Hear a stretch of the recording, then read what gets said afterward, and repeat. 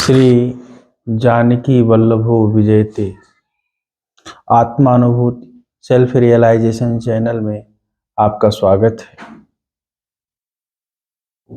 ये वाल्मीकि रामायण के किष्किंधा कांड का 40वां सर्ग।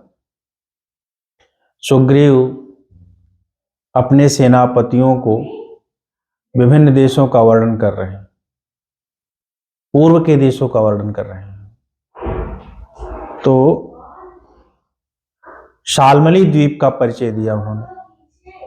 ततः पांडुर्मेघाभम क्षीरोदम नाम सागरम। जब शाल्मली द्वीप के पूर्व में जाओगे, सुग्रीव कहते हैं सेनापतियों से, तो क्षीर सागर मिलेगा। और क्षीर सागर कैसा है? उसका जल श्वेत वर्ण के बादलों के समान है।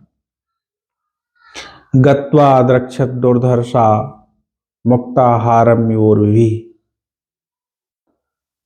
और उस क्षीर सागर की लहरें, ऊंची ऊंची लहरें उठती हैं, वो मानो मोतियों के हार के समान है। तस्य मध्ये महान श्वेतो ऋषभो नाम पर्वतः। और उस क्षीर सागर के मध्य में एक बड़ा पर्वत है श्वेत वर्ण का, जिसका नाम ऋषभ है। दिव्य गंधे कुस्मितै राचितैश्च नगैर्वृतः। वह पर्वत नगैर्वृतः, नग अर्थात वृक्षों से घिरा हुआ है।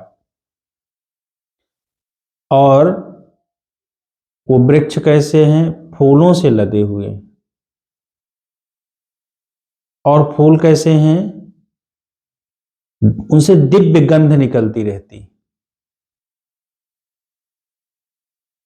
दिव्य गंधई कुसुमितई राचितैश्च नगैर्वृतः। और एक विशेषता और है उस ऋषभ पर्वत की, कि सरश्च राजतैः पद्मैः ज्वलितैः हेमकेसरैः। उस पर एक तालाब भी है जिसमें श्वेत वर्ण के कमल खिले हुए हैं, और उनके केसर कमलों के स्वर्ण के बालू के समान है, स्वर्ण के वर्ण के समान है। नामना सुदर्शनम नाम राजहंसई समाकुलम। उस तालाब का नाम सुदर्शन है और वो राजहंसों से भरा रहता है। विबुधाश्चारणा यक्षा किन्नरा चाप्सरो गणा हृष्टा समधिगच्छन्ति नलिनीं ताम्ररंसवः। उस सरोवर में जल विहार करने के लिए देवता, चारण, यक्ष, किन्नर और अप्सराएं, ये सब आते हैं। क्षीरोदम समतिक्रम्य तदा द्रक्षित वानराः। क्षीर सागर से आगे बढ़ करके हे वानरों, आप देखोगे जलोदम सागरम शीघ्रम सर्वभूत भयावहम। जलोद नाम का सागर देखोगे, जो समस्त प्राणियों को भय देने वाला है, बहुत भयंकर है। तत्र तत्कोपजम तेजः कृतम है मुखम महत्। उसी जलोद नामक सागर में बड़वा नल है, बड़वाग्नि है, जो ब्रह्मर से और वो के क्रोध से उत्पन्न हुआ है। और उस बड़वाग्नि के कारण बहुत सारे जो सागर में रहने वाले जीव जंतु हैं, उस बड़वाग्नि में समा जाते हैं। सागर का जल उसका आहार है, अर्थात तो सागर के जल को जला देता है। तो बहुत सारे जीव जंतुओं को, जलीय जीव जंतुओं को खा जाता है, सागरी जल को खा जाता है। इसलिए वहां पर चिल्लाते हुए सागर में रहने वाले जीवों की आवाज सुनाई पड़ती है, इसलिए वो बहुत भयानक है। अस्याहुस्तन महावेग मोदनम सचराचरम तत्र विक्रोशताम नादो भूतानाम सागरौकशाम श्रूयते चा समर्थानाम दृष्ट्वा भूतबणवा मुखम। उनको बचाने वाला कोई नहीं, असमर्था नाम, उन जीवों को उनकी आवाज सुनाई पड़ती है।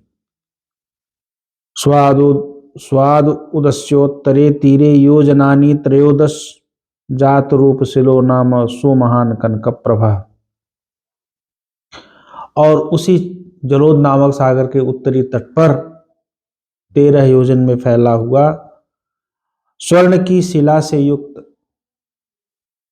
कनक प्रभा, स्वर्ण की सी कांति वाला एक बड़ा पर्वत है।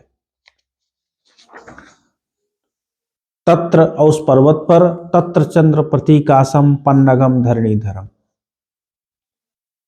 उस पर पर्वत पर धरती को धारण करने वाले सहस्त्र सिरों वाले भगवान नागराज वासुकी निवास करते हैं।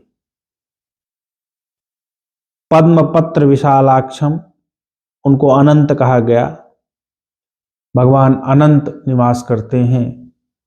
पद्म पत्र विशालाक्षम ततो द्रक्षित वानरा, उनके नेत्र कमल के समान और विशाल हैं। उनकी जाति सर्प की है। उनके शरीर की कांति चंद्रमा के समान है, वो धरती को धारण करते हैं और पर्वत के अग्रभाग में निवास करते हैं। सभी देवता उनको नमस्कार करते हैं। उनके सहस्त्रों सिर हैं और वो नीले वस्त्र धारण करते हैं। तिसरा कांचन केतुस्तालस्तस्य महात्मनः स्थापितः पर्वतस्याग्रे विराजत सवेदिकः, और उस पर्वत पर एक पताका, ताल वृक्ष की एक पताका फहरती रहती है। उसकी 3 शिराएं हैं, वो स्वर्ण के समान कांति वाली है। नीचे वेदिका बनी हुई है। पूर्वस्याम दिश निर्माणम कृतम तत्त्रिशेश्वरी, देवताओं ने उस पताका का निर्माण किया है अर्थात उसको स्थापित किया है। ततः परम हेममय श्रीमान उदय पर्वतः, और उसके भी पूर्व में श्रीमान कांतिमान उदय नाम का पर्वत है। तस्य कोटिर्दिवम स्पृष्ट्वा शतयोजन मायता जात रूपमयी दिव्या विराजत सवेदिका, और इतना ऊंचा पर्वत है कि उसके शिखर स्वर्ग का स्पर्श करते हैं, और उस 7 योजन मायता 100 योजन में फैला हुआ है। और उसकी जो आधार है, उसका आधार है वो भी विस्तृत है। उस पर्वत पर सालय तालय तमालय से कर्णिकारय पुष्पितय, साल, ताल, तमाल और कनेर के पुष्पित वृक्ष उगे हुए हैं। जात रूपमयी दिव्य शोभते सूर्य सन्निभई, और सूर्य की सी कांति वाले स्वर्ण की शिलाओं से, दिव्य शिलाओं से युक्त वह पर्वत है। इसके बाद सुग्रीव दूसरे पर्वतों का वर्णन करते हैं, जिसको मैं अग्रभाग में कहूंगा। धन्यवाद।